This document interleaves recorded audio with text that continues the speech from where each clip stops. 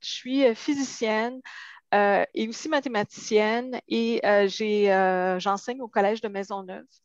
Puis, depuis le début de la pandémie, dans le fond, je me suis très intéressée dans le fond, à comprendre le virus, puis à essayer de s'en protéger, puis de minimiser la transmission.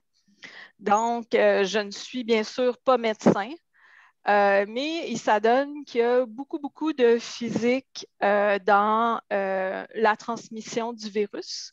Puis, c'est surtout ça que je vais vous expliquer et des moyens dans le fond, de minimiser la transmission. Tout ce que, dans le fond, je vous montre, il y a toujours des bases scientifiques. C'est jamais mon avis personnel. Quand on va tomber dans les questions de mon avis personnel, ça va être un discours plus politique qui va m'appartenir uniquement, mais j'ai très hâte d'entendre vos questions. Puis, on commence? Oui. Est-ce que d'habitude, vous faites un tour de table des gens? Non? Non. OK. Alors, je plonge.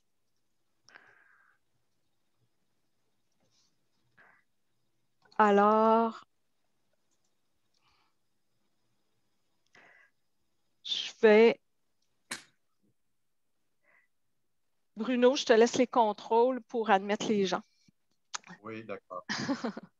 Donc, je vais vous présenter les modes de transmission puis la compréhension des modes de transmission.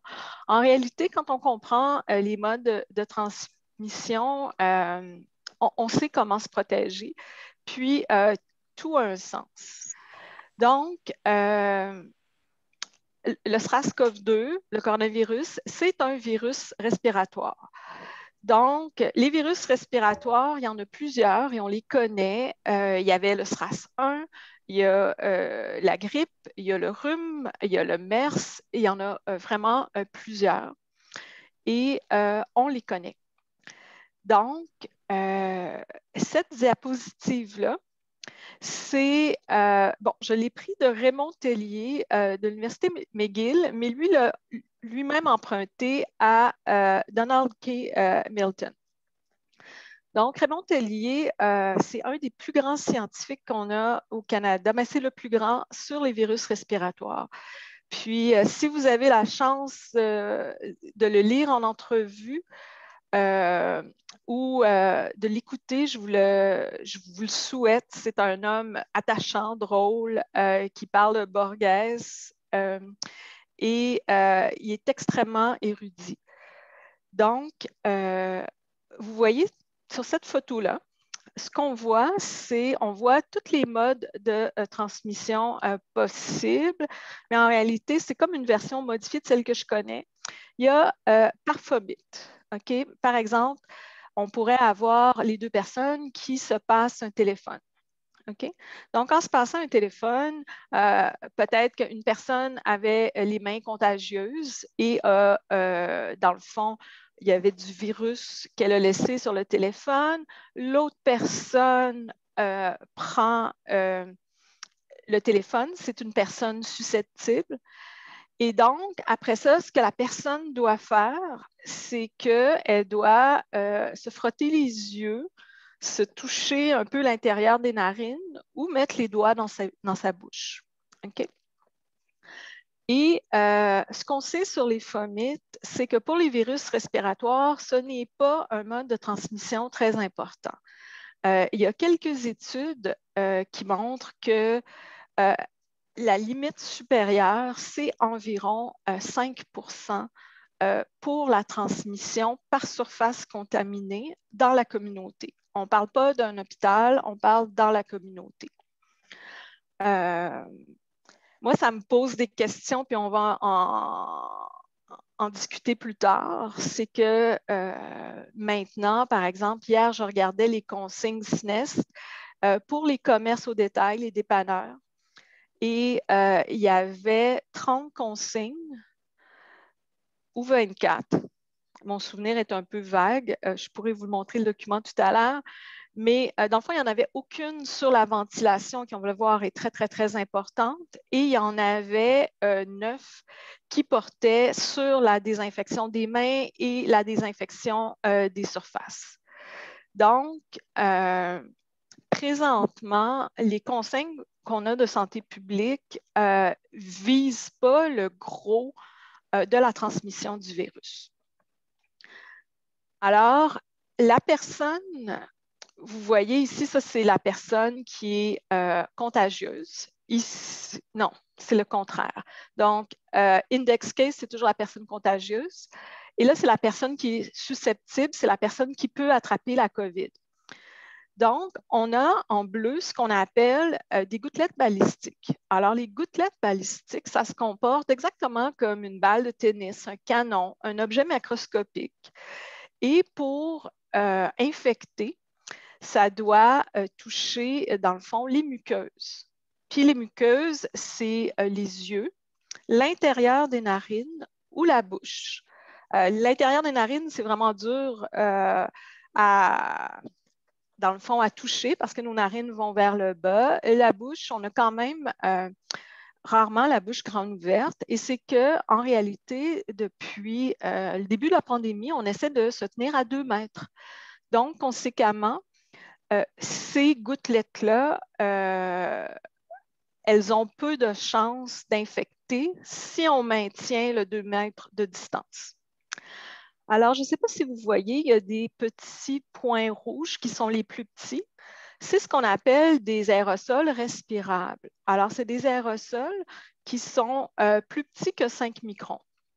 On pourrait même dire aller jusqu'à 0,1 micron, qui est la taille du virus. On le voit ici. Mais en réalité, c'est que le virus, on n'a pas de cas qu'on a vu du virus qui est tout seul. Alors, le virus, s'il est dans une gouttelette, mais dans le fond, c'est comme dans un milieu liquide qui, très souvent, est un aérosol. Donc, si on respire cette gouttelette-là, elle va aller jusqu'au poumon. Et quand elle se rend au poumon, notre système immunitaire n'est pas très, très développé au niveau des alvéoles. Donc, une petite dose, on va le voir plus tôt, va permettre d'infecter. Si l'aérosol est plus gros et vous voyez les points jaunes, ça va se rendre jusqu'au thorax environ. Ça, c'est des aérosols de 10 à 15 microns. Et il y a ce qu'on appelle les aérosols inhalables, c'est-à-dire que quand on inspire de l'air, la pression qu'on fait avec notre nez, avec notre bouche, est suffisante pour inhaler ces aérosols-là. Et ça se rend toujours seulement dans les voies respiratoires supérieures, c'est-à-dire la gorge, le nez, la bouche. Okay? Donc, tous ces aérosols-là peuvent inhaler. Et sûrement que Péric va vous parler de ça, mais dans le fond, c'est que le coronavirus, il s'attache au ACE2, j'ai les mots en anglais, pardon, receptor, donc les récepteurs ACE2. Et ça, il y en a partout. Il y en a dans le nez, il y en a dans la bouche, il y en a dans tout le larynx, il y en a dans les poumons. Il y en a même ailleurs dans plusieurs organes du corps humain. C'est pour ça que le coronavirus va affecter le cœur, va affecter les intestins, affecte beaucoup de choses. Donc, je ne sais pas si vous voyez ici, c'est une image d'une vidéo que l'OMS a distribuée au tout début de la pandémie. Donc, il montre ce que c'est ce qu'on appelle une gouttelette balistique. Donc, on pourrait dire de 300 microns ou plus, qui agit comme un cannonball à la Angry Bird. Donc, elle va avoir une distance maximale où, en général, elle va pouvoir aller. S'il y a un gros courant d'air ou quelque chose comme ça, des grands vents, ça peut être différent, mais en général, c'est ça. Donc, on voit que l'OMS, et ils le font depuis très longtemps, ils font une distinction à ce qu'on appelle une gouttelette, a droplet. Donc, c'est une particule infectieuse qui se comporte comme un projectile et dont la dispersion est limitée par la gravité. Alors qu'un aérosol, c'est quelque chose de plus léger et qui va rester dans les airs de quelques minutes à quelques heures et même quelques jours pour les plus petites. Donc, c'est ça. Vous m'arrêtez si vous avez des questions. Donc, ça, c'est le temps de sédimentation des particules dans l'air. Donc, 100 microns, c'est là que les scientifiques, tout dernièrement, à la fin de l'été, ont décidé de mettre la limite. En réalité, la limite, elle avait été posée par un ingénieur du nom de Wells dans les années 1930, mais il n'a pas été écouté. Donc, quand la pandémie a commencé, les médecins, les infectiologues disaient les aérosols, c'est 5 microns et moins. Mais ça choquait beaucoup les scientifiques des aérosols parce qu'ils savent très bien que des particules de plus que 100 microns, elles peuvent rester quand même, elles peuvent demeurer suspendues dans les airs assez longtemps. Donc, vous voyez ici une particule de 0,5 microns. Donc, ça, c'est 5 fois plus gros que le virus. Ça peut rester 41 heures dans l'air. Et curieusement, il y a eu un échantillonnage dernièrement magnifique dans une auto. Il y avait quelqu'un qui était légèrement contagieuse. Elle n'avait presque pas de symptômes. Elle a conduit son auto et il y avait un échantillonneur de particules juste à côté. Et les particules qui étaient les plus nombreuses dans un volume d'air de 1 mètre cube étaient les particules de 0,25 à 0,5 microns. Et c'était aussi celles qui avaient la charge virale la plus concentrée, donc qui avaient le plus grand potentiel d'infecter. Si on regarde une particule de 10 microns, elle va demeurer dans l'air environ 8 minutes. Si, dans le fond, elle est projetée à une hauteur de 5 pieds, donc environ celle de la bouche. Mais ça, c'est dans un air qui est parfaitement immobile. Or, ça n'existe pas vraiment de l'air parfaitement immobile. Présentement, vous avez un calorifère. Le calorifère envoie de l'air chaud. Qu'est-ce que ça fait? Ça fait des courants de convection. L'air chaud monte en haut. Si vous avez des fenêtres ouvertes, il y a de la ventilation, il n'y a pas de l'air immobile. Une particule de 100 microns, on a mis la limite là, mais en réalité, ce n'est pas une limite ferme et dure dans le sens que la particule de 100 microns, elle se comporte un peu comme une gouttelette et un aérosol. C'est pas une dichotomie, là. Et en réalité, les gouttelettes, les scientifiques ont commencé à 300 microns parce que c'était vraiment là que ça se comportait à peu près tout le temps comme un projectile. Mais donc, ça va être 6 secondes. Donc, celles-là, elles sont moins dangereuses dans le sens qu'elles se déposent quand même assez rapidement. Donc, je vous disais que l'air est rarement immobile.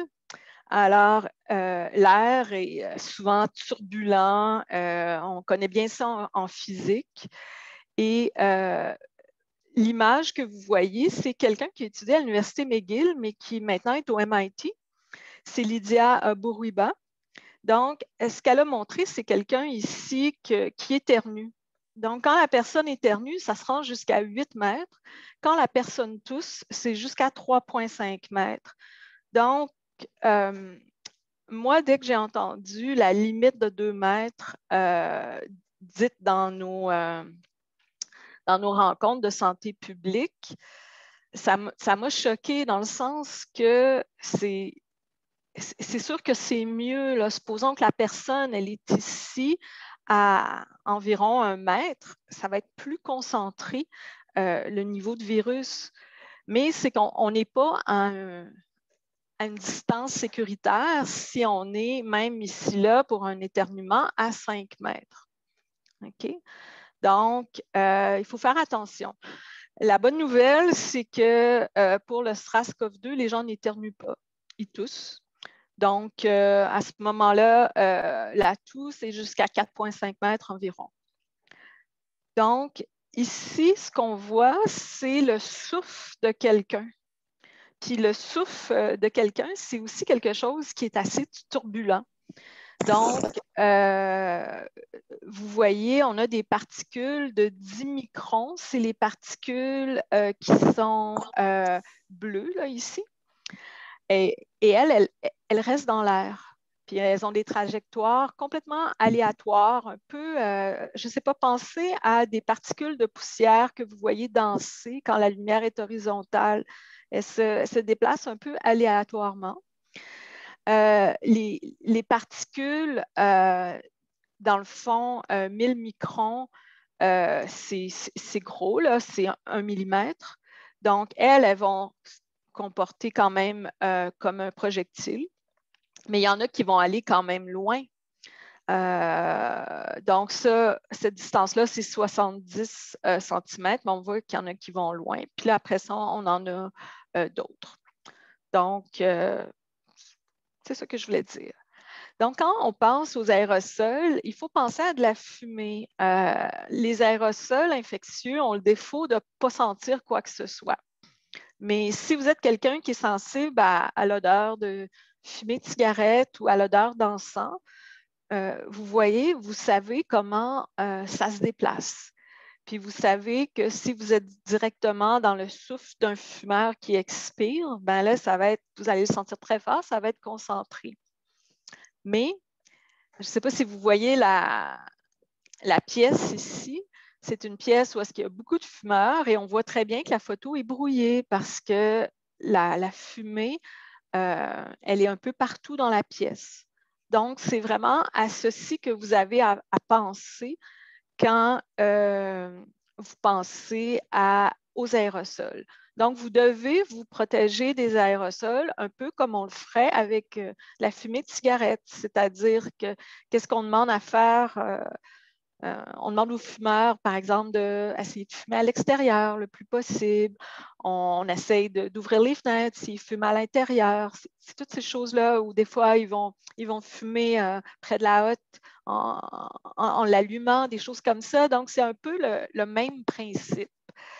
Mais c'est ça. Donc, parce qu'on ne sent pas les aérosols infectieux, on se permet peut-être des fois un petit peu trop de liberté.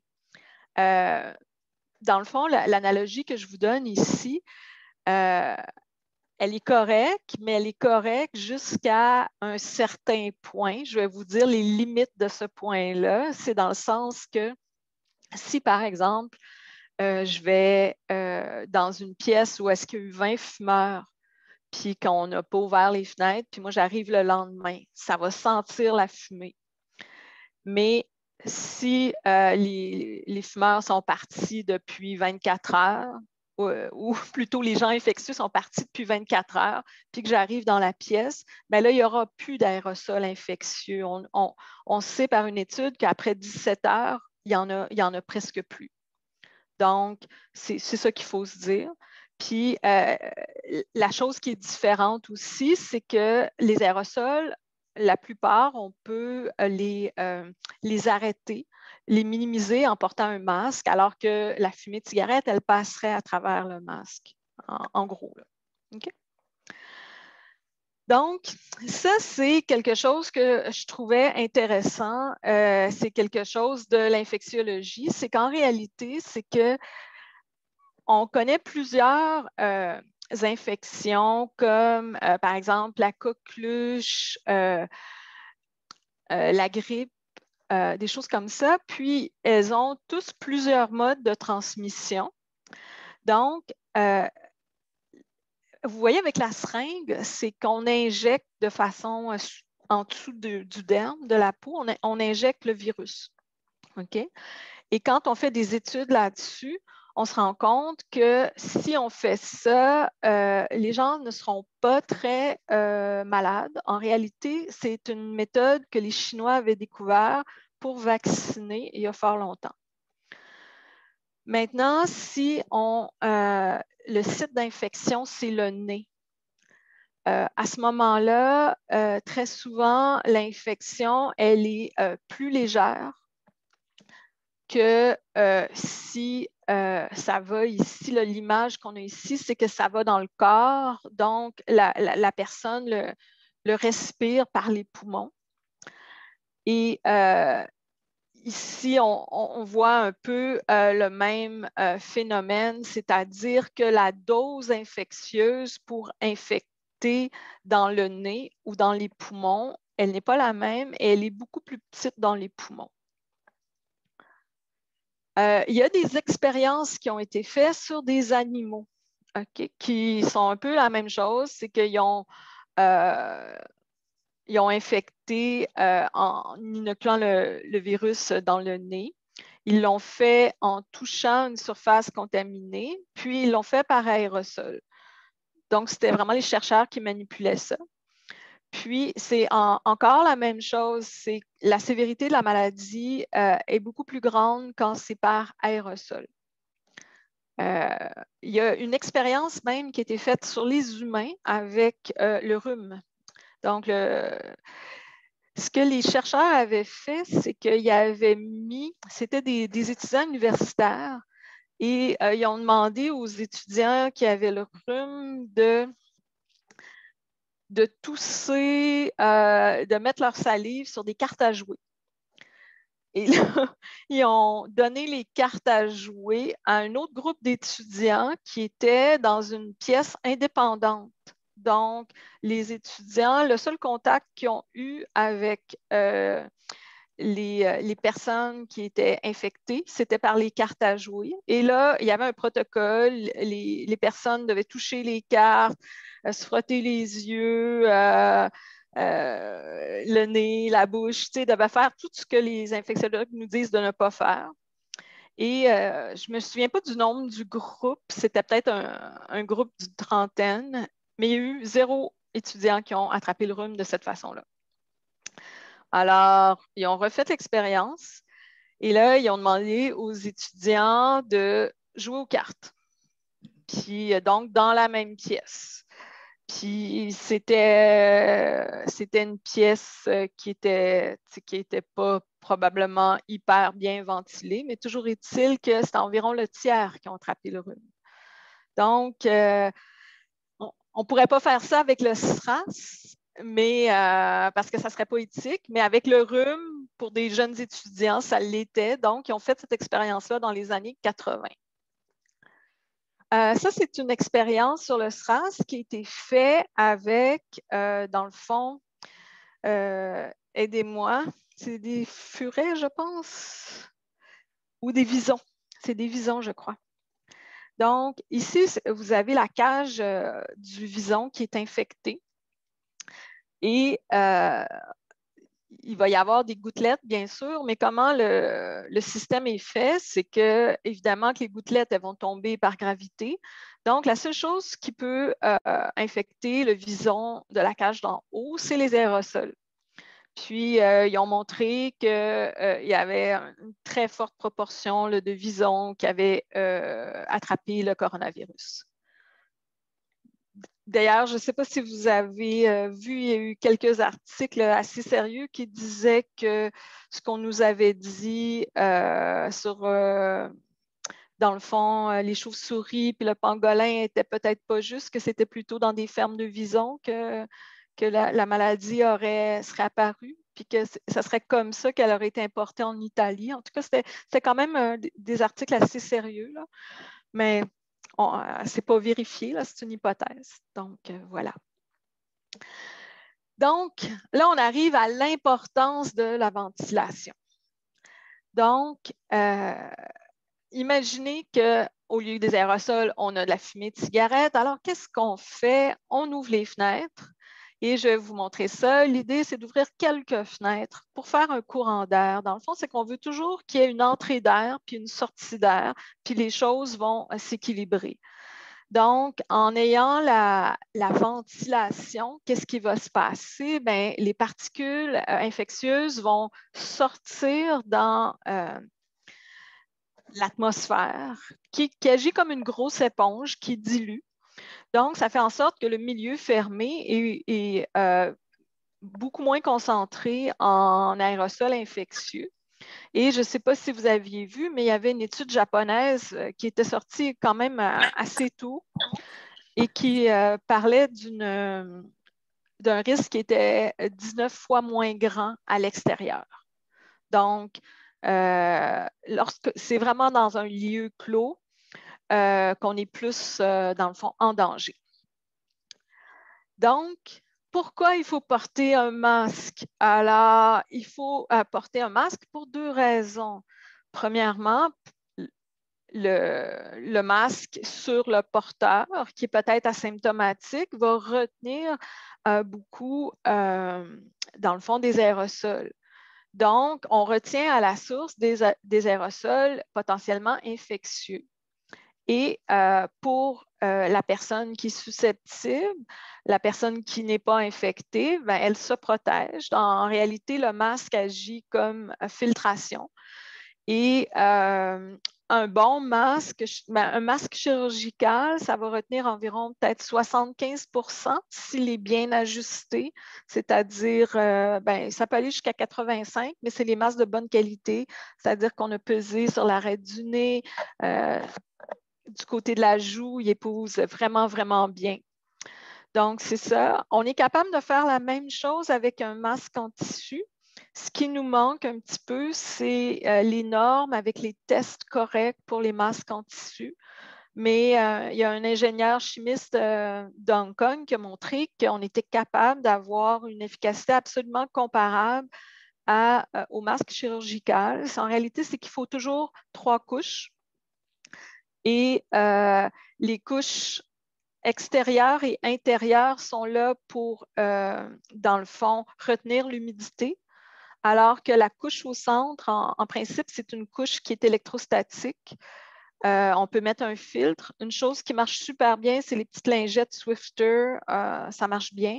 Ou il y a des filtres aussi spéciaux qui se vendent pour des particules 2,5. Ça augmente vraiment beaucoup l'efficacité.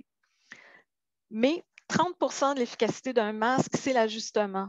Donc, si l'ajustement n'est pas bon, même si l'efficacité des tissus est très grande, ça ne servira pas à grand-chose. Donc, les masques N95, vous avez peut-être entendu parler que dans les pays européens, ils les distribuent gratuitement aux citoyens afin qu'ils prennent les transports en commun. Plusieurs travailleurs essentiels doivent les porter. Donc, c'est ça qui protège le mieux. Si vous allez à un rendez-vous médical ou est-ce que quelqu'un va être proche de vous, je vous recommande fortement de porter un N95. D'ailleurs, il y a plusieurs personnes en santé publique qui ont demandé, par exemple, au gouvernement Biden de prendre le War Production Act, c'est l'acte de production de guerre, puis de produire des N95 en grande quantité, de les distribuer à tous les citoyens. Qu'est-ce que ça fait à ce moment-là? C'est que les citoyens sont mieux protégés, puis dans le fond, le virus a de la misère à se trouver des autres. Puis quand il ne trouve pas des autres, à un moment donné, ben, il n'est plus là. Donc, c'est ça. OK? OK.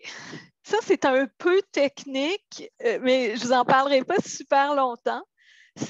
Dans le fond, c'est les particules que l'on émet et leur grosseur environ.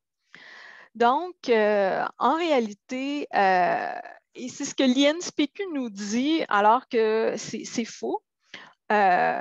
On produit beaucoup, beaucoup de particules de 1 micron environ. Donc, c'est des petits aérosols. C'est des petits aérosols qui, comme on l'a vu précédemment, vont rester dans l'air des heures. OK? Et ça, c'est les aérosols qu'on produit lorsque l'on parle. Hein? Dans le fond, quand vous parlez, vous avez un liquide dans les poumons, mais aussi partout dans le larynx, etc. Et quand l'air passe, il y a comme des bulles qui se forment. Et à un moment donné, les bulles, elles pètent. Et c'est ça qui produit les aérosols. Donc, la grandeur de particules que l'on émet le plus, c'est environ 1 micron. Et 1 micron, ça reste dans les airs plusieurs heures. C'est la même chose lorsque l'on respire. Dans le fond, pour toutes les activités asymptomatiques et même pour la toux, si on est à une distance supérieure de de 50 cm de la personne qui tousse, on va avoir beaucoup plus d'aérosols que de gouttelettes. Donc, malheureusement, la santé publique n'a pas pris acte de ces choses-là, mais ce n'est pas des études récentes. Vous voyez, ça, c'est 2009. Moraska, qui est une Australienne, c'est une physicienne. Donc, c'est des choses qui sont connues. C'est dommage que l'information, malheureusement, prend du temps à percoler chez les médecins, les infectiologues. OK. Est-ce que l'ajustement du masque est important? La réponse est oui, je vous en ai parlé, mais là, on va le voir.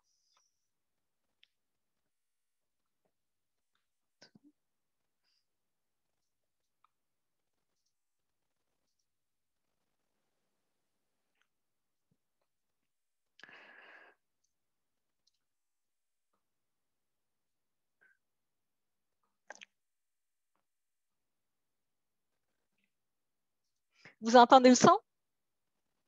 Est-ce que quelqu'un peut me répondre? Je juste vérifie que vous entendez le son. Non, on Ah, n'entend pas. Il faut cocher un petit quelque chose dans les oui, paramètres, c'est ça, effectivement. mais je ne me souviens pas où, là, pour qu'on Effectivement. entende ouais, le son J'espère dans qu'il le n'est pas partage trop d'écran. tard. Regarde, je vais repartager, puis probablement que ça va me le demander. Donc, share sound.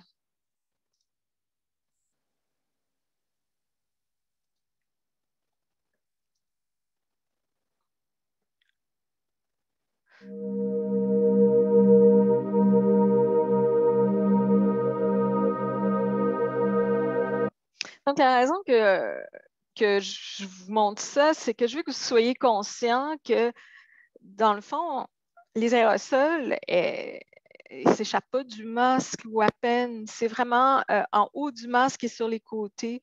Et en réalité, lorsque vous êtes près de quelqu'un qui a un masque, l'endroit le plus dangereux, c'est derrière cette personne-là. Donc, il faut faire attention à ces choses-là.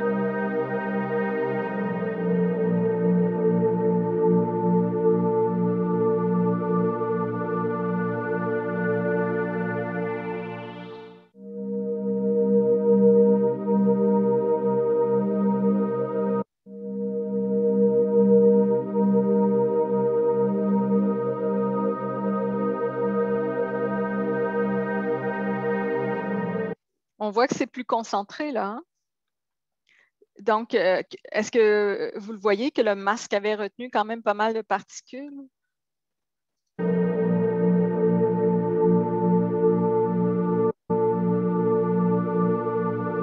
Ah, c'est comme un peu moins vert. Là. Donc, ça, c'est un bon masque, un N95. On voit qu'il n'y a pas grand-chose qui s'échappe.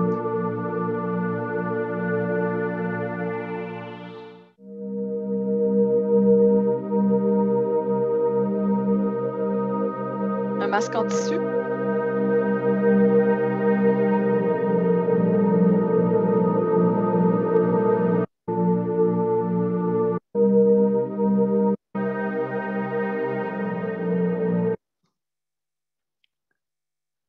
Donc, je ne sais pas, est-ce qu'il y a des gens qui auraient peut-être des questions sur ça?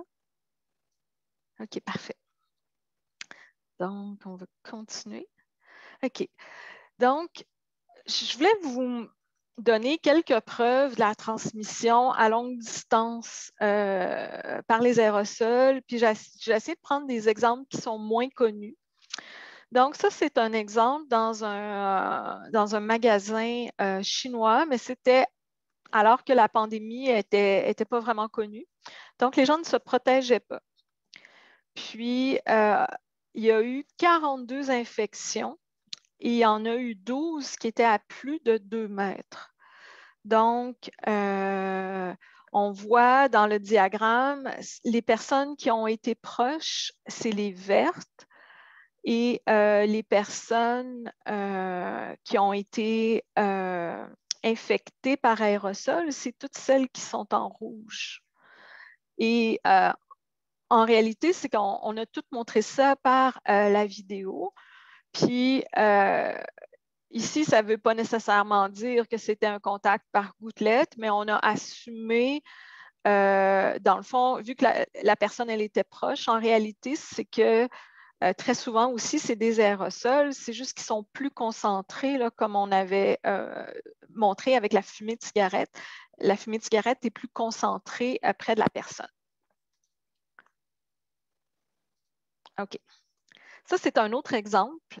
Donc, c'est un hôtel, je ne me souviens pas si c'est à Hong Kong ou si c'est en Corée, mais on voit qu'il y a eu contagion sur plusieurs étages et c'est à cause, dans le fond, des puits ou des cheminées d'air.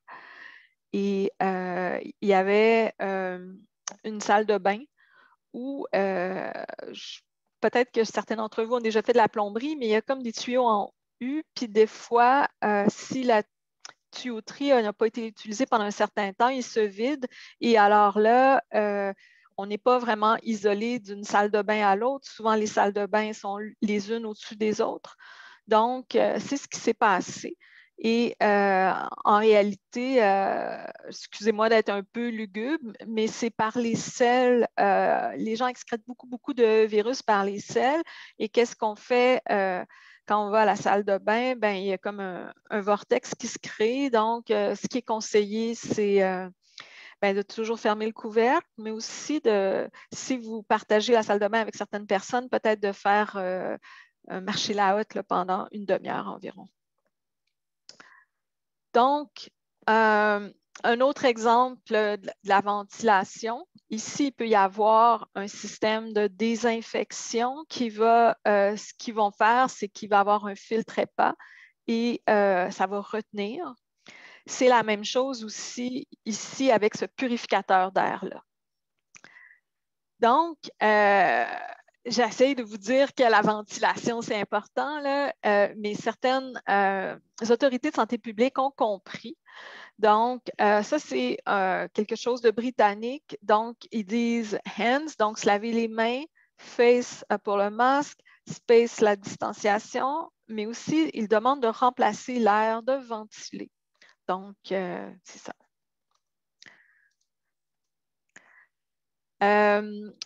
Je pensais vous montrer un court vidéo japonais. Si on voulait bien s'informer de la pandémie, il fallait vraiment écouter les Japonais. Ils donnaient la bonne information dès le mois de mars. Donc, ils montraient comment ventiler efficacement. Je vais vous montrer ça.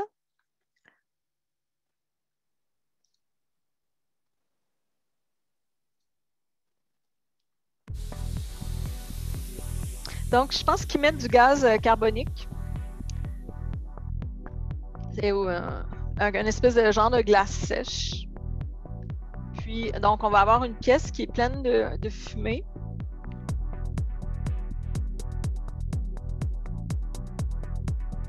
Alors, 2 points de ventilation, deux portes qui sont en direction opposée.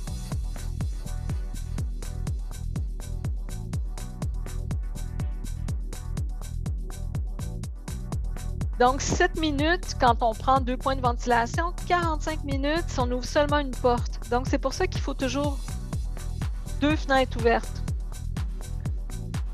Si on n'a qu'une fenêtre, qu'une porte, on peut utiliser un ventilateur. Ça va créer une entrée et une sortie.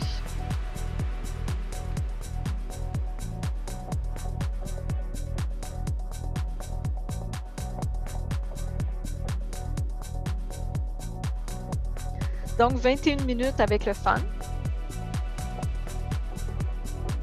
Si on en met 2, c'est encore mieux.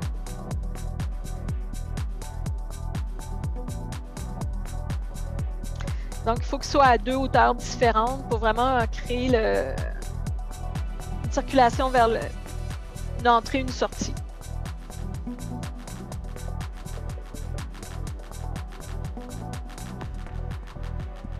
Donc, 12 minutes.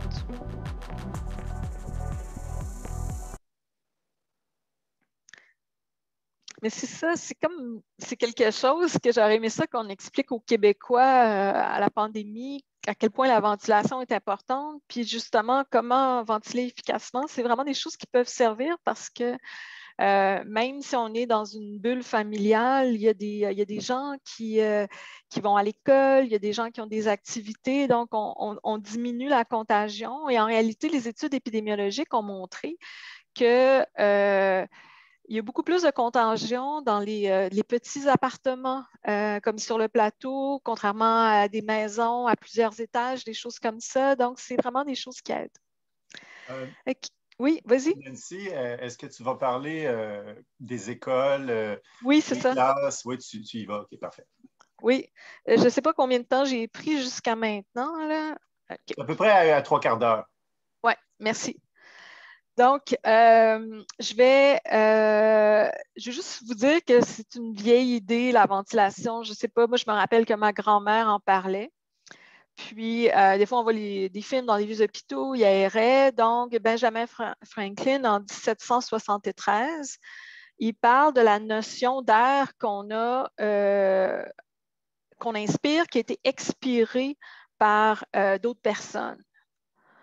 Et tu as le chirurgien Francis de Chaumont de l'Armée britannique qui parle que le CO2, c'est vraiment une bonne mesure pour mesurer la ventilation.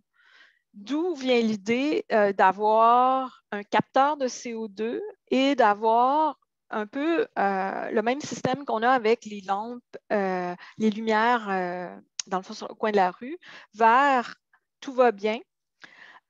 Plus grand que 800, ben là, faudrait ventiler.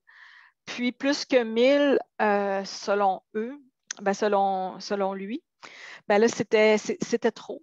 C'est une pièce mal ventilée. Mais ça nous dit beaucoup de choses parce qu'on a mesuré on a mesuré des classes avec plus que 3400 parties par million de CO2. Et là, je vous parle de mesures du ministère. Puis nous, on en a mesuré à 3300, je pense. Puis à 2200, à 1500. Donc, je vais vous parler des risques de contagion. Là. Vous allez voir que ça varie beaucoup avec le CO2.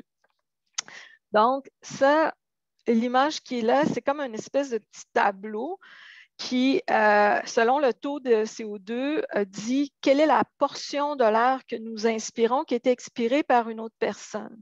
Donc, vous voyez 3300 comme certaines mesures du ministère. On est presque à 8 de l'air que nous inspirons qui a été expiré par une autre personne. Puis ça ne prend pas beaucoup pour infecter quelqu'un.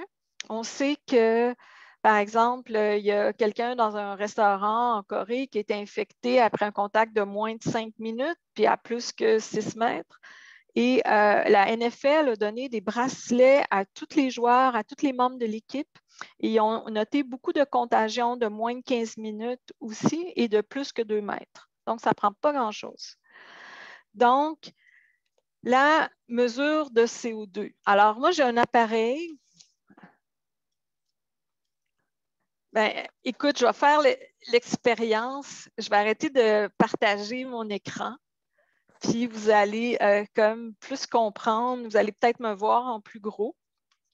Donc, ça, c'est mon appareil. Présentement, écoute, c'est 985. D'habitude, j'essaie de garder ça en bas de 800. Donc, c'est beaucoup plus que d'habitude. Et là, ce que je vais faire, c'est que je vais souffler dessus.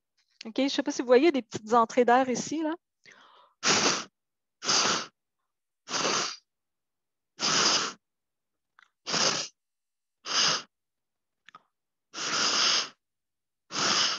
Il monte, mais 7400. C'est rouge. Donc, je suis passée de moins que 1000 à 7500 en soufflant dessus. OK? Donc, ça montre que là, je suis à 8500. Il y a comme un échantillonnage qui se fait à certains moments. Donc, ça va très, très, très, très vite. Puis, c'est vraiment un bon outil pour les classes. Nous autres, on conseillait COVID Stop d'en avoir un par classe. Puis, je vais vous expliquer pourquoi je vais y aller plus rondement. Attends, je vais repartager mon écran. Excusez-moi.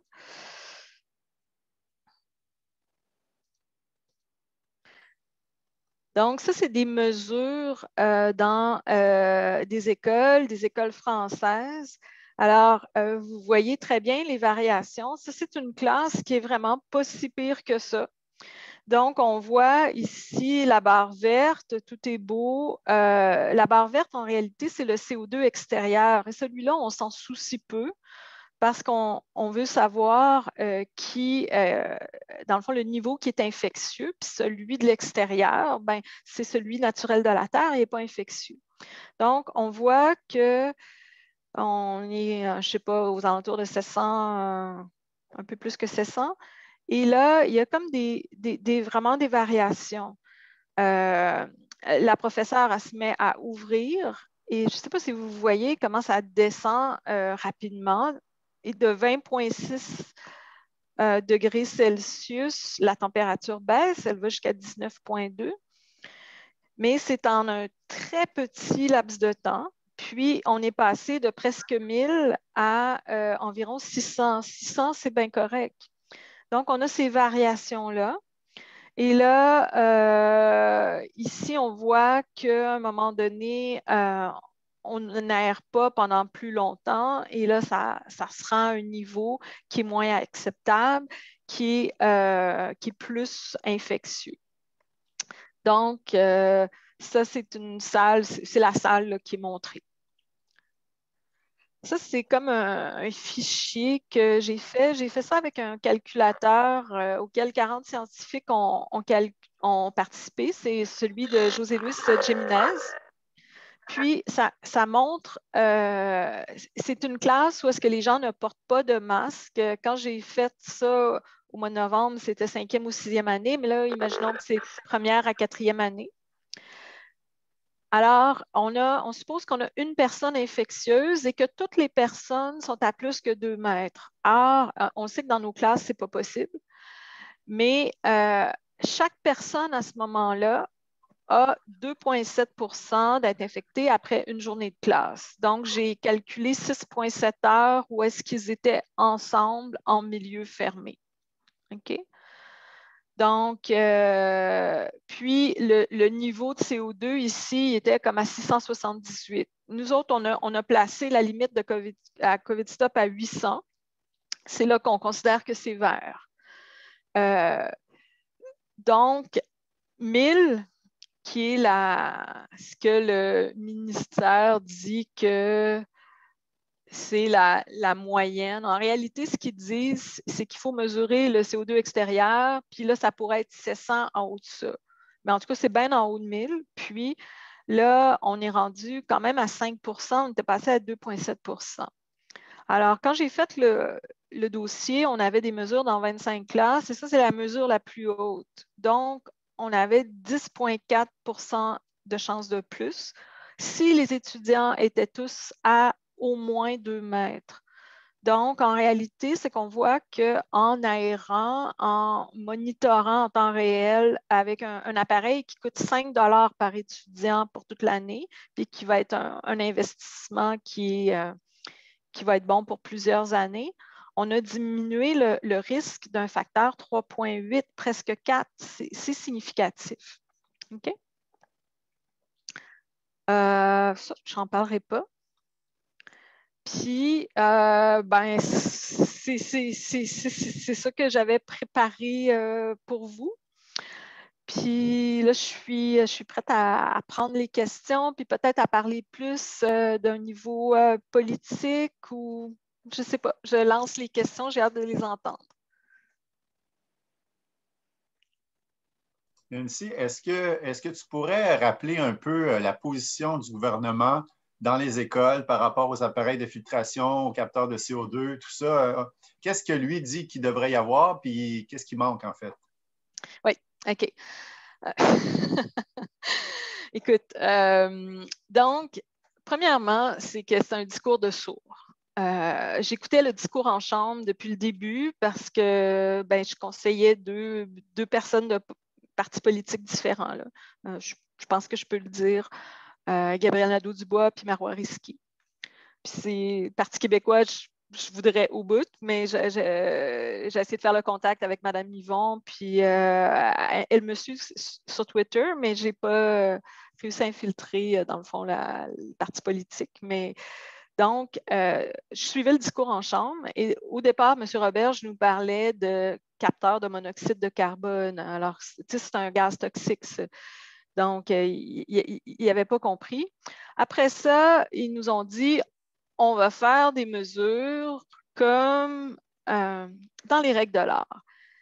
Et il y a un député de l'Assemblée nationale qui avait un contact d'une personne qui prenait des mesures dans une classe. À vrai dire, je pense que c'est la classe de Sherbrooke qui est sortie dans les médias dernièrement, qui avait des mesures de plus que 3400, puis qu'elle s'était fait dire les personnes de l'école dans le fond, de fudger les mesures. Hein.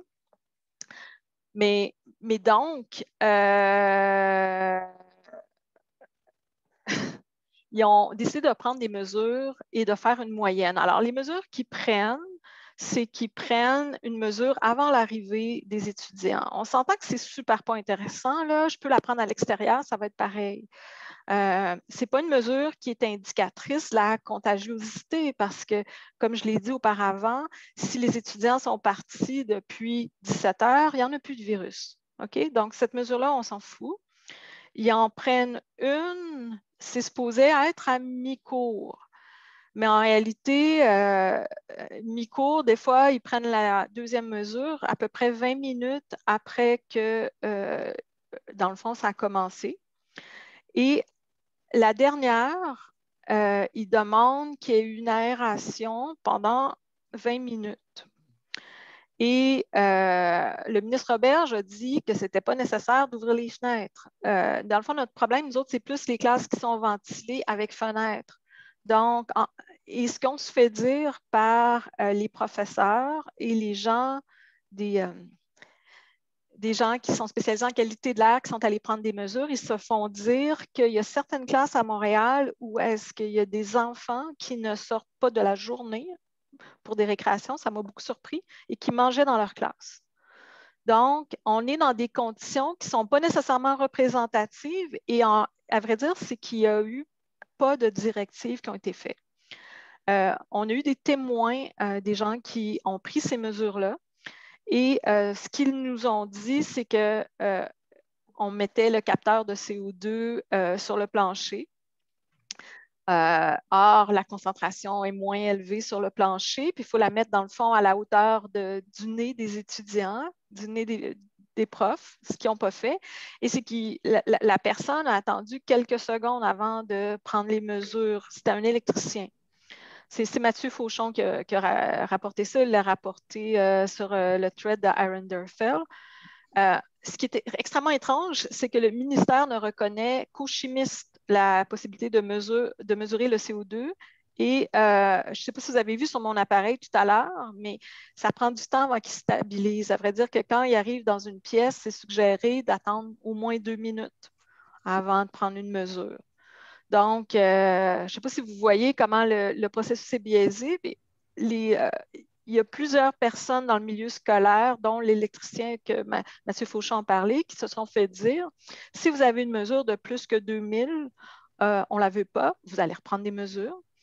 Sur les tableaux que le ministère a sortis le 8 janvier, on ne voit pas les mesures. Ils les ont toutes mis dans une catégorie plus que 2000, alors qu'ils ne traitent pas les données moins que 2000 de cette façon-là. Donc, il y a une espèce de malhonnêteté intellectuelle énorme. Puis ça, c'est choquant. La question des purificateurs d'air.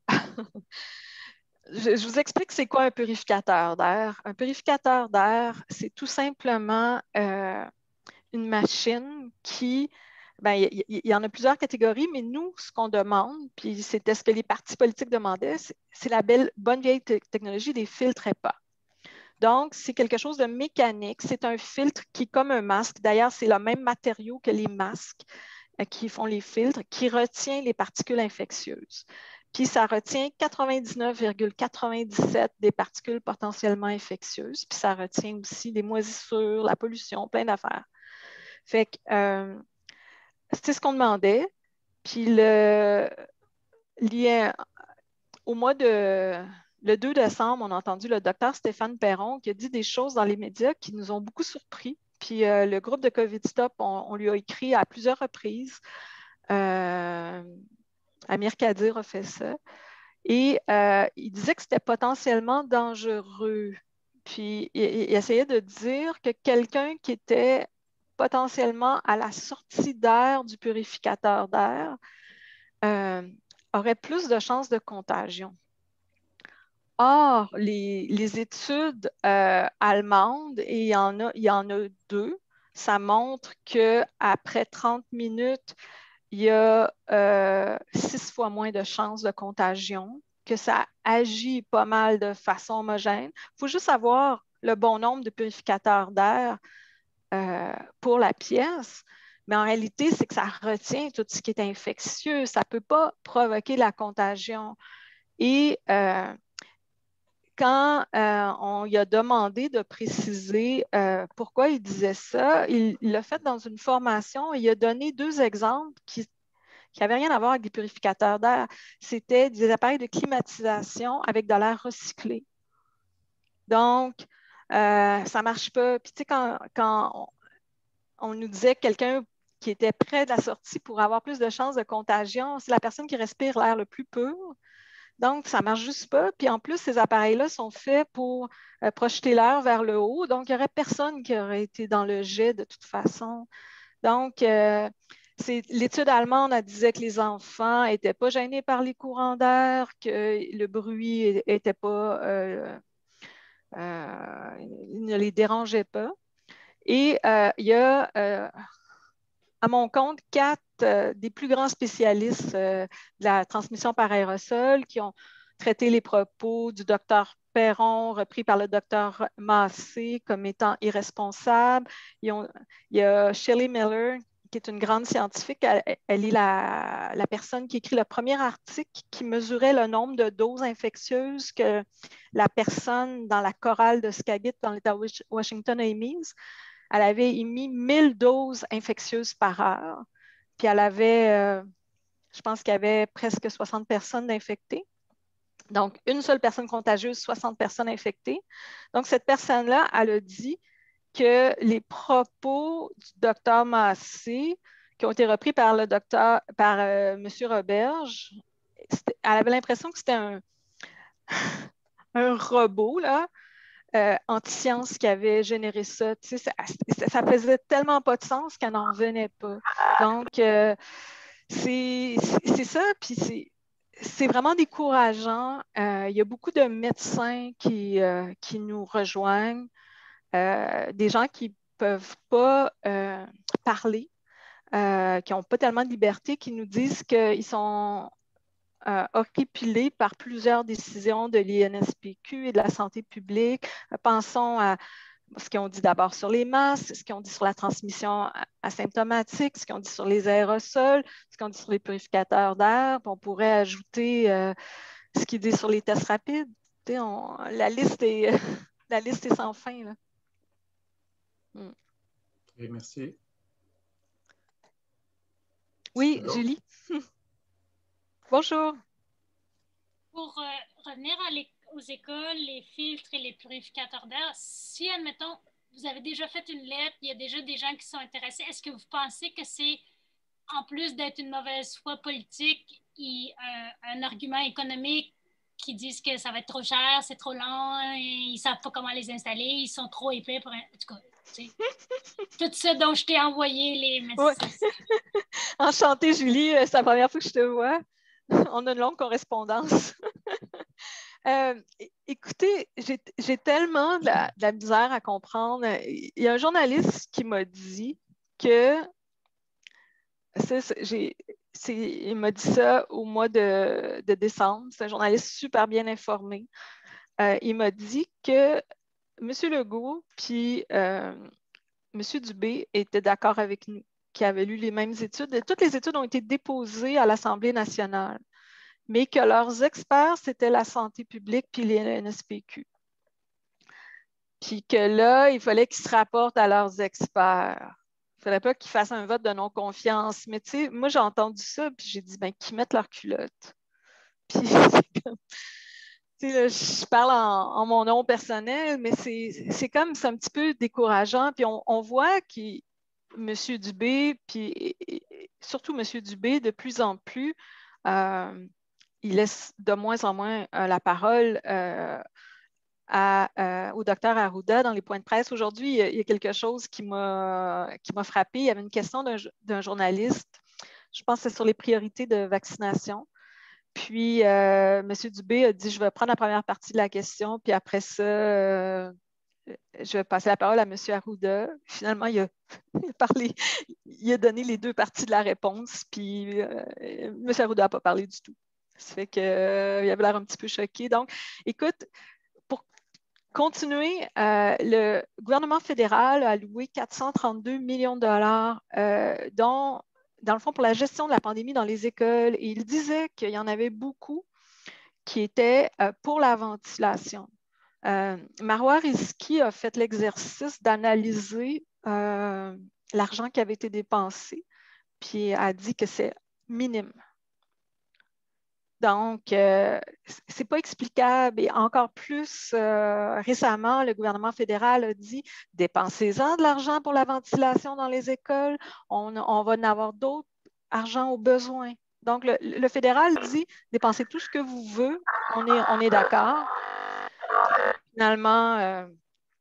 Finalement, je ne comprends pas qu'ils ne le font pas. Puis j'ai de la misère à penser que c'est une bonne position politique pour eux parce que M. Robert, je pense qu'il paraît très mal. Puis aussi, ben, on le voit qu'il y a de la contagion dans les écoles, puis avec les variants, on est très, très, très en retard dans l'analyse des variants par rapport aux autres provinces. Alors moi, ça m'inquiète beaucoup, là.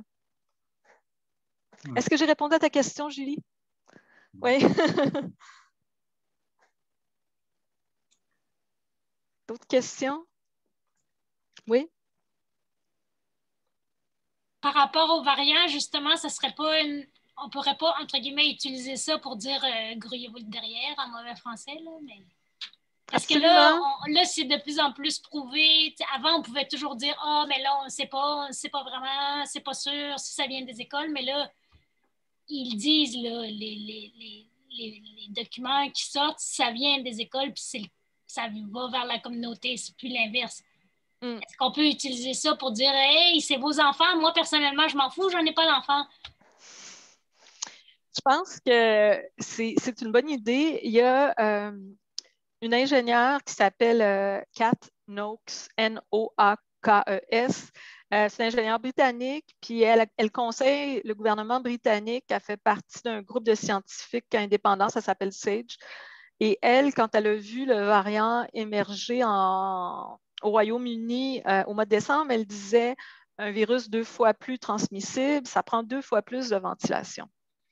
Puis, donc, c'est ultra important. Puis, et ce qui ne marche pas dans leur truc, c'est qu'ils nous disent qu'ils privilégient l'éducation des enfants.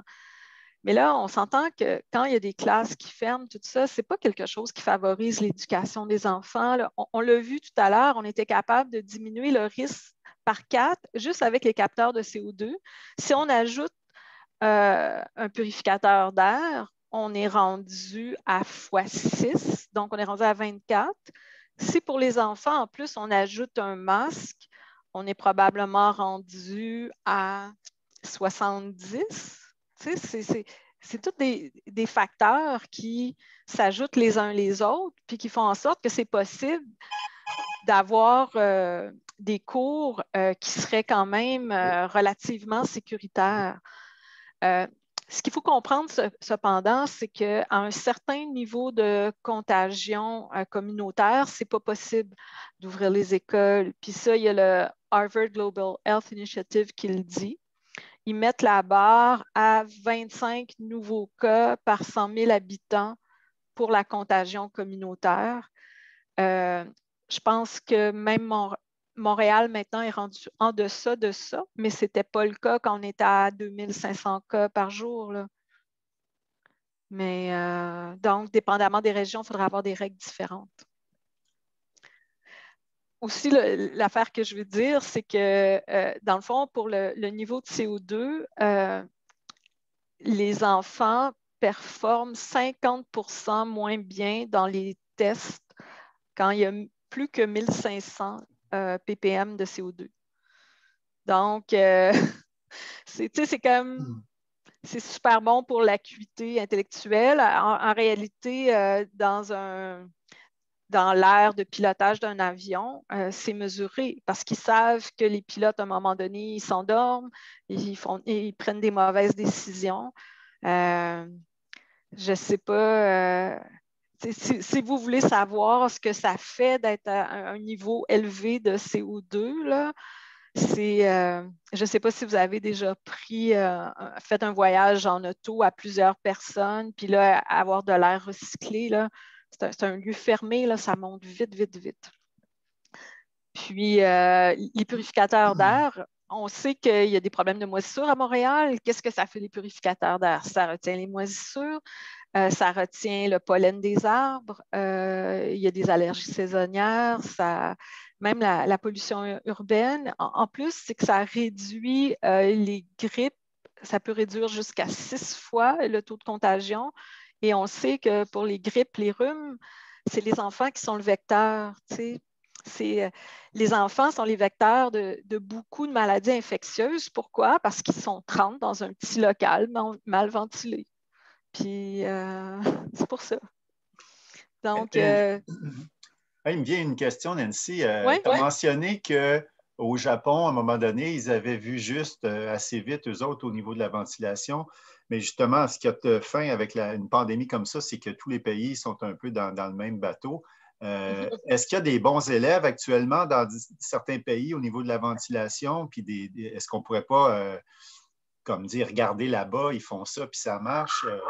Bien, le premier exemple qui me vient en tête, c'est Taïwan.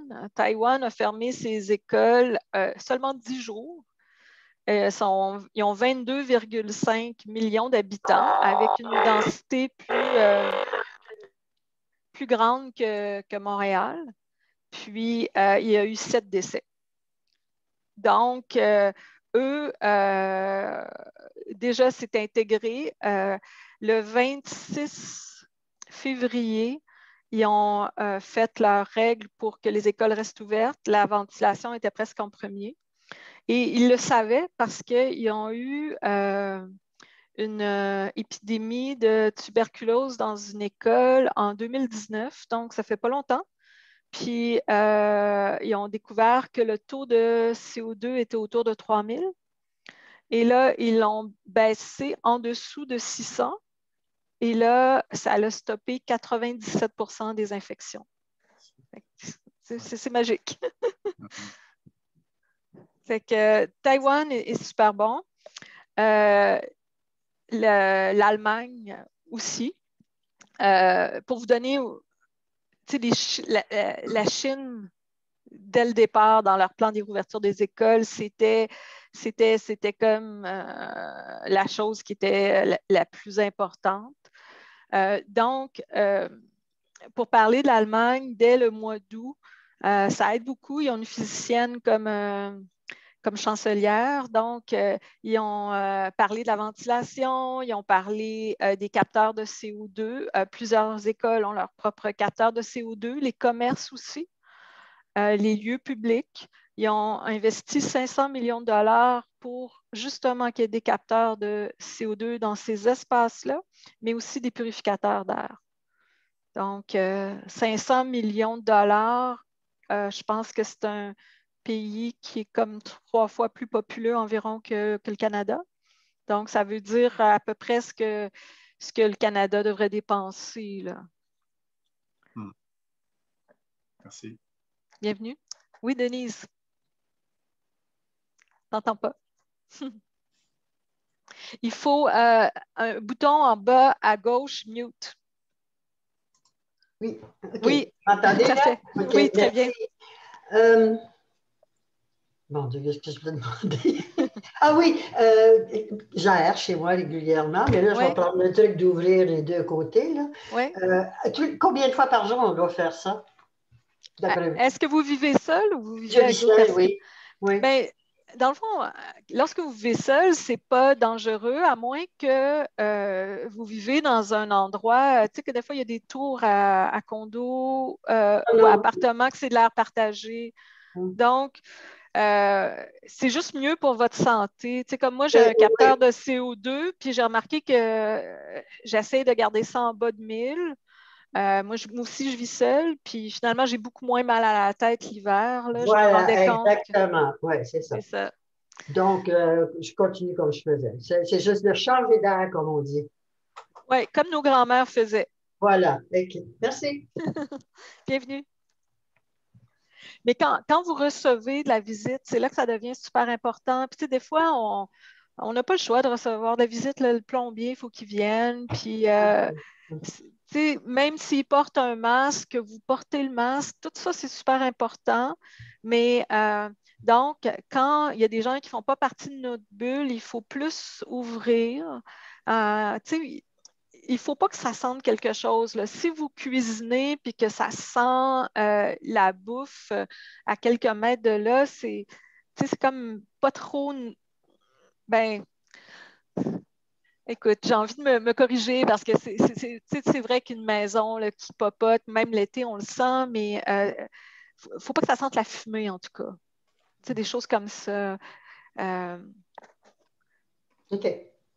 un truc aussi, c'est d'ouvrir les hottes de cuisine si vous avez de la visite et la hotte de salle de bain.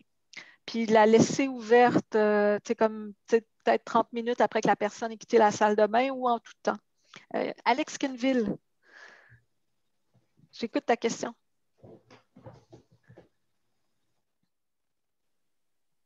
Monsieur Kenville, à vous? Ah, Oui, allô? bonjour. Allô? Oui, Oui, on vous t'entend? m'entendez? Oui, OK, oui, merci. En tout cas, super intéressant tout ce que vous dites. C'est vraiment génial. Et ça confirme justement par rapport à. C'est fou que le gouvernement, en tout cas, joue à l'autruche. Moi, je capote un peu par rapport à ça, mais bon, que voulez-vous? Maintenant, j'avais vu des études concernant. Bon, je ne sais pas si c'est des études, mais concernant les humidificateurs, paraît-il que si l'air est trop sèche, puis ça serait bien d'avoir des humidificateurs, surtout la nuit, au niveau des mucus. Est-ce que tu peux en parler? oui, c'est très bon comme question. En réalité, le virus, si on veut l'inhiber, il faut garder l'humidité entre 40 et 60 degrés. Donc, le capteur de CO2 que j'ai, il mesure le taux de CO2, excusez-moi, l'humidité relative. Puis, j'ai remarqué que quand j'étais un peu plus que 30, c'était un peu ça l'idéal pour moi pour qu'il n'y ait pas trop de condensation sur les fenêtres, puis de problèmes de moisissure. Mais comme l'été, dans le fond, on le sait, l'été, on a des fois de l'humidité à presque 100 là. Donc, c'est ça qui aide le plus. Puis je vais t'expliquer pourquoi. Il y a 3 raisons. OK? Donc, la première, c'est que, dans le fond, c'est que, je ne sais pas si tu as déjà vu comment les muqueuses sont faites, surtout sur le nez, puis même dans le larynx, c'est que tu as plein de petits poils. Puis, il y a du mucus. Et là, il y a une espèce de mouvement des cils qui sont comme cadencés.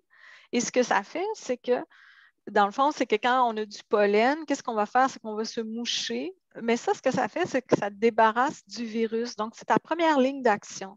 Mais si c'est sec, qu'est-ce qui se passe? Le mucus est collé. Et là, tu n'as pas cette ligne de défense-là. Donc, ça, c'est la première raison. La deuxième raison, c'est l'inactivation du virus. C'est que le virus, on va le rendre, on va le tuer plus vite si c'est sec ou c'est chaud. Donc, on sait qu'il y a eu beaucoup de contagions dans les abattoirs. Mais les abattoirs, qu'est-ce que c'est? C'est des lieux secs parce qu'ils veulent conserver la viande le plus longtemps possible. Ils ne veulent pas qu'il y ait de moisissure. Donc, puis de l'autre côté, on sait que des climats chauds, humides, justement, ça a tendance à développer des moisissures, des choses comme ça. Donc, on a dit système immunitaire, après ça, inactivation du virus. Le troisième, c'est que, dans le fond, les gouttelettes, au départ, quand elles sortent de la bouche, elles ont comme 1 ou 2 microns. Mais là, dans le fond, OK. L'exemple que je vais te donner, je ne sais pas si tu as déjà eu un cache-colle en ski, quelque chose de même. Mhm. Il y a une condensation de l'humidité du souffle parce que l'air qu'on expire est humidifié et beaucoup plus humide que l'air extérieur. Donc, les gouttelettes, qu'est-ce qu'elles font? Elles s'évaporent. Et là, en s'évaporant, comme on a vu tantôt, elles sont moins lourdes, elles sont moins grosses, donc elles restent plus longtemps dans les airs. Donc, ça leur prend plus de temps avant de se déposer. Donc, il faut garder l'humidité entre 40 et 60. C'est ça. Bienvenue. Catherine. Oui, merci beaucoup. C'est super intéressant. C'est le fun d'entendre des vraies informations, parce qu'on n'entend pas tout le temps de la santé publique. Je constate ça de plus en plus. Enfin. Mais voilà, ma question, c'est si vous pouvez nous parler un peu plus de COVID Stop, puis qu'est-ce qu'on peut faire comme citoyenne ordinaire là, pour contrer ça. Autour de moi, j'essaie de sensibiliser dans mon réseau, mais c'est pas évident parce que le monde me dit, ben, t'es pas médecin, toi? En tout cas, plein de choses. Enfin, qu'est-ce qu'on peut faire? C'est une excellente question. Écoute, COVID Stop, dans le fond, c'est qu'on est plusieurs personnes, puis il y a des gens qui sont un peu à l'avant, comme moi, comme la docteure Marie-Michelle Bellon, qui est interniste, qui travaille dans une unité COVID, qui a un excellent blog. Mais il y a des gens que vous connaissez beaucoup, qui sont dans les médias, comme Nima Machouf, Amir Kadir. Tu as l'épidémiologiste Michel Camus. On a une dermatologue qui est comme super au courant de tout, puis qui a déjà étudié à Harvard, qui s'appelle Lisa Iannatone. On a Stéphane Bilodeau. On a Julie Ouellette qui est ici, qui est comme quelqu'un qui est en finance, puis c'est vraiment notre personne d'organisation. Bonjour Julie, je ne sais pas si elle est toujours présente, mais c'est ça, sa belle petite face souriante, on l'adore. Donc, elle s'occupe du site web aussi, un peu du compte Twitter. Donc, des fois, des contacts avec les entreprises. On a Stéphane Bilodeau qui est ingénieur. Donc, il est ingénieur mécanique. Il a beaucoup de connaissances en ventilation. Puis là, il y a beaucoup de collaborateurs. On a des collaborateurs dans tous les domaines. Dont Olivier Drouin de COVID École, des gens qui nous aident. Il y a aussi beaucoup de gens de l'ombre. C'est des gens qui, dans le fond, ne veulent pas parler ou ne peuvent pas parler. Puis c'est des médecins. C'est des gens qui, des fois, réservent leur droit de parole pour certaines occasions ou des fois, ils ont même un rôle de critique, de juge, d'analyste. Donc c'est ça. Puis, dans le fond, je pense que en tant que citoyen, la meilleure chose qu'on peut faire, c'est, premièrement, de distribuer la bonne information, un pouvoir d'informer. Puis, moi, je ne suis pas spécialiste. Il y a des domaines dans lesquels je ne me sens pas très confortable, comme sur la vaccination. Mais je peux relayer l'information des gens qui ont les connaissances. Puis, il faut essayer de comprendre, il faut en parler, dans le fond, à nos proches. Nous, comme on a l'INSPQ puis la santé publique qui ne se prononce pas beaucoup sur la ventilation, mais en même temps, la lettre sur les aérosols qu'on a, la lettre ouverte du 4 janvier, il y avait au moment qu'on l'a publié, il y avait 500 quelques experts, dont parmi les plus grands internationaux. Et il y a beaucoup de pays qui sont prononcés et qui ont dit le mode de transmission le plus important, c'est les aérosols. Et des pays occidentaux aussi, comme l'Allemagne, le Royaume-Uni, l'Italie, l'Espagne, sans compter les pays asiatiques. Donc, dans le fond, la bonne information, elle est là. Et on voit bien qu'il y a des choses qui ne tiennent pas la route. Des fois, le gouvernement nous dit d'aller dehors, mais il ne nous dit pas pourquoi. Pourquoi c'est important d'aller dehors? C'est parce qu'il y a de la ventilation. C'est comme. Donc, c'est pour ça qu'il y a des différences entre les activités sportives à l'extérieur et les activités sportives dans un gym. C'est parce que la ventilation est si importante. Donc, peut-être que si on met ces contradictions-là en évidence, puis aussi qu'on fait appel à l'espèce de sagesse que nos grands-mères avaient. Il y a quelqu'un de malade, on ouvre, puis je sais pas, je pense à quand on entre dans la chambre de quelqu'un de malade qui avait sa porte fermée, on le sent qu'il y a de la maladie là-dedans, puis notre réflexe, c'est d'ouvrir les fenêtres. Donc, c'est ça. Mais ma tante, elle est là. Bonjour France. Puis elle a des activités citoyennes que je trouve super importantes, c'est d'écrire aux élus, d'écrire aux ministres, partager des pétitions. Il y en a sur le sujet. Pour les écoles, je pense que, tu sais, comme sur mon fil Twitter aujourd'hui, j'ai partagé la lettre ouverte que, dans le fond, on a écrit le 4 janvier. Maintenant, tout le monde peut la signer. Donc, si toi, tu la signais, déjà, ça serait ça. Puis, c'est ça. Est-ce qu'il y a d'autres questions? Moi, je me suis versé un verre de vin. Je vois que tout le monde est comme gêné. Oui, vas-y, Julie. Moi, c'était pas une question, mais peut-être plus une proposition Ouais. pour aider les écoles. Parce que, tu sais, Oui. je t'avais dit, des fois, c'est mieux qu'on s'aide nous-mêmes, là, puis après ça, ils trouvent que c'est une belle bonne idée, puis ils vont tout refaire la même affaire. Je répète mon idée. Peut-être qu'il y en a qui sont professeurs ou qui connaissent des profs puis qui pourront le dire aux professeurs. Moi, j'avais pensé peut-être au niveau 4e, 5e secondaire, mais peut-être que les plus jeunes aussi peuvent le faire. Créez-vous un filtre, un MacGyver filter, là, comme avec les liens que je vous avais envoyés, puis que ça devienne un projet éducationnel et en même temps que ça les aide. C'est pas obligé que ça soit le plus top du top qui vaut 5000 pièces là, puis que c'est sûr que ça l'attrape tout, mais si les enfants ils comprennent comment ça fonctionne, ben eux ils vont aller en parler à leurs parents, puis leurs parents, je suis sûre que c'est tout le temps comme ça que ça fonctionne. Il y a quelqu'un qui connaît quelqu'un qui connaît quelqu'un, puis à un moment donné, on ne sait pas pourquoi, ça se rend à la bonne personne, puis là, soudainement, là, tout le monde a la révélation. Je sais pas. Mais c'est une bonne idée. Puis en réalité, c'est qu'on a des capteurs de CO2, là, puis on en a qui nous ont été offerts par Simon Labrec, qui est une compagnie qui s'appelle Épuraire Orcan.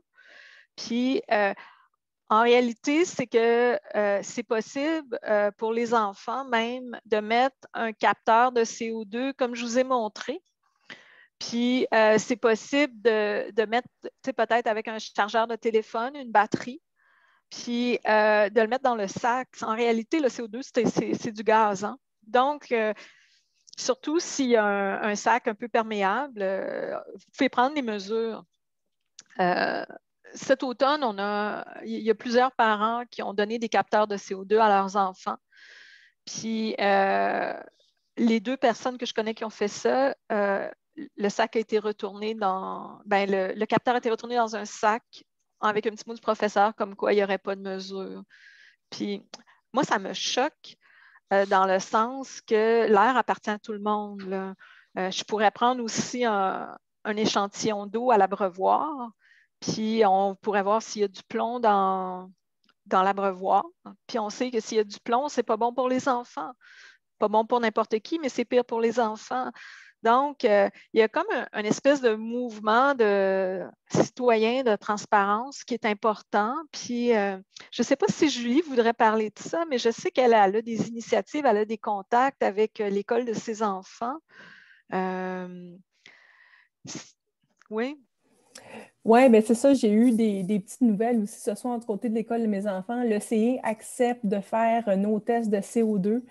Donc, dès le retour de la semaine de relâche, on va avoir nos propres tests parce qu'effectivement, on m'a donné comme information ce soir que la CSDM, donc la commission scolaire, faisait les tests de CO2. Donc, j'ai le « Ah, bravo! » Mais j'ai eu une confusion entre l'INSPQ. Je pensais que c'était eux qui avaient fait les tests, tout ça. Bon, ceci étant dit, on va faire nos propres tests, on va avoir nos propres résultats. Mais ça a été un travail, je vous dirais, de longue haleine parce que depuis le mois, je vous dirais que je me suis joint à COVID Stop depuis le mois d'octobre que je fais de la pression sur le CE pour avoir des moniteurs de CO2 dans toutes les classes. Elle a toujours été refusée. Et lorsque dernièrement, j'ai parlé de purificateurs d'air, c'est là qu'on m'a dit, bon, on va enfin t'écouter pour tes moniteurs de CO2.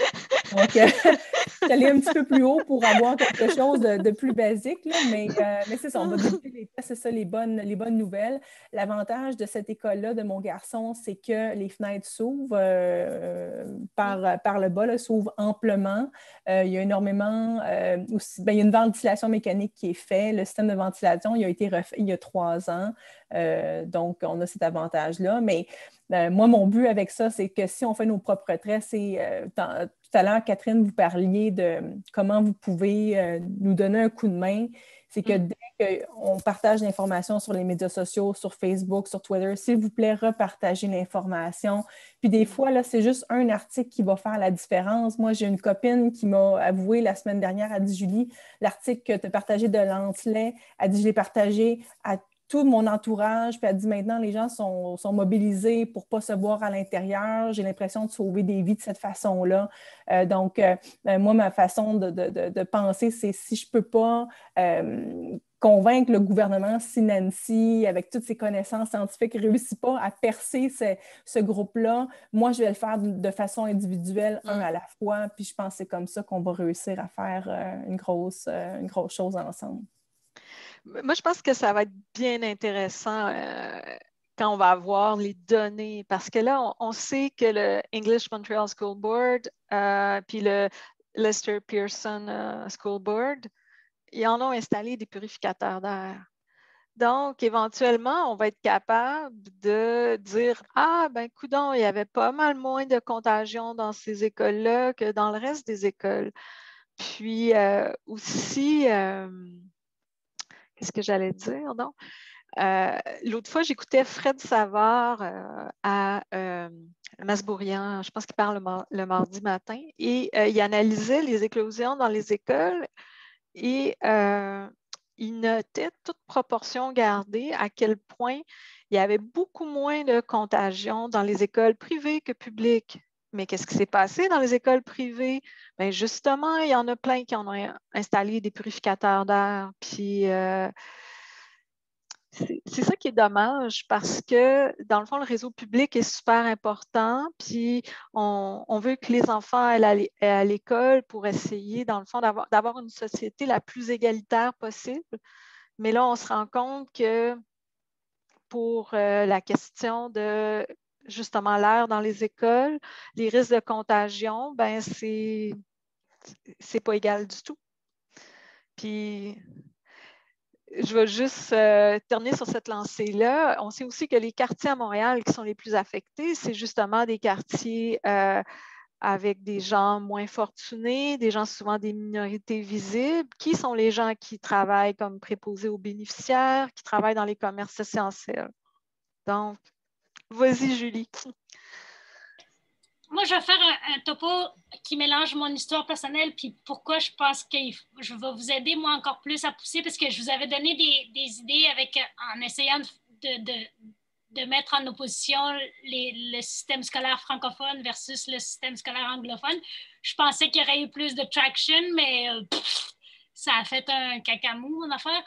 Mais moi, pour être allée dans les écoles privées, parce que c'est moi qui l'avais demandé, mais avoir une mère qui a enseigné pendant presque 50 ans dans le système public, c'est pas vrai que le système public n'est pas plus débrouillard, c'est juste qu'on se fait bloquer par des gens qui se pensent boss des bécosses, parce que moi, je sais que, par exemple, à une école où ma mère a enseigné, qui s'appelle l'école Marianne. Je ne sais plus si c'est une école juste pour les décrocheurs, mais eux, ils ont voulu en installer. Ils en avaient apporté, ils l'avaient payé, puis ils se sont fait refuser par la direction de l'école en disant que ils vont être obligés, si on l'accepte là, de le faire dans toutes les écoles. Ben oui, c'est ça qu'on veut. Ben c'est ça, c'est qu'ils ont tellement peur entre guillemets, de réussir que c'est comme s'ils voulaient faire la démonstration par l'absurde en disant regardez, encore, c'est les privilégiés qui nous donnent les réponses. Mais non, parce que la personne qui l'installe, le purificateur d'air dans l'école privée, c'est le père d'un petit jeune qui va dans une école de Montréal-Nord. C'est ça la réalité du système. Puis je connais plein de gens dans le milieu, puis des gens que je connais qui enseignent à Laval, puis qui ont dit nous, on les a pas écoutés, puis on a dit on prend le risque sur notre paye. On les installe pour notre santé. Ils ont fait jouer leur santé en disant que si nous, on tombe malade, il n'y en a plus de cours. C'est pas compliqué. Fait qu'il faudrait, comme à quelque part, peut-être, entre guillemets, leur faire peur. Moi, j'avais proposé une espèce de grève de 1 journée le lendemain de la semaine de relâche, que tout le monde oublie de revenir à l'école tant et aussi longtemps qu'on n'a pas un minimum, une qualité de l'air. Jouer avec les mots, faire quelque chose comme ça. Parce que je pensais qu'il y aurait eu plus de pourquoi pas nous, les francophones, mais ça n'a pas de l'air d'avoir pogné mon affaire. Mais, tu sais, ce que tu dis, c'est vraiment bon. Puis il ne faut pas que tu penses que parce que les gens ne prennent pas une idée au vol comme ça, elle n'est pas bonne. Les gens sont comme, sont vraiment, on est des fois débordés d'informations, puis on n'a pas le temps de réagir aussi vite qu'on le voudrait.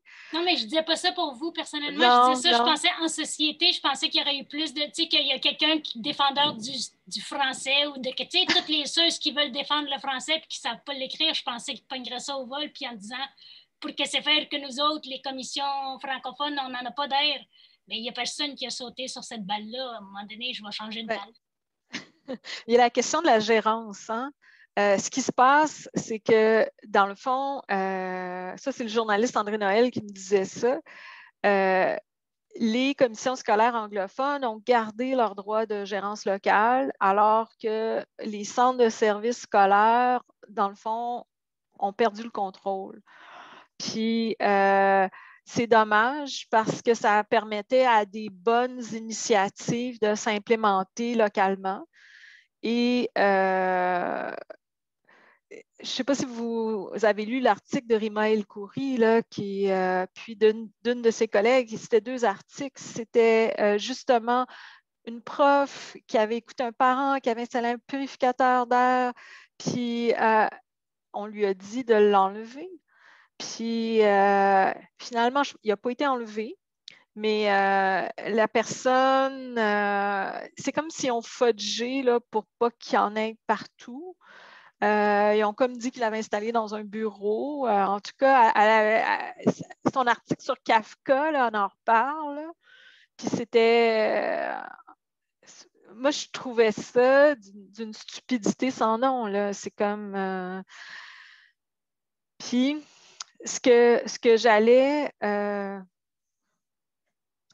autant que je parle, mais je voulais dire quelque chose quand tu as parlé. Ah oui, pour la grève, c'est que je pense que ce qui manque au Québec, c'est les professeurs. On n'a pas les centrales syndicales derrière nous et on regarde ce qui s'est passé en Colombie-Britannique. Là, il y a eu 7 cas de contagion de variants dans des écoles et là, les professeurs ont parlé en tant que syndicat, un peu comme on a vu ici les syndicats d'infirmières dire attention, là, on a besoin d'un N95, des choses comme ça. Quand les syndicats vont imposer, je pense que le discours va changer.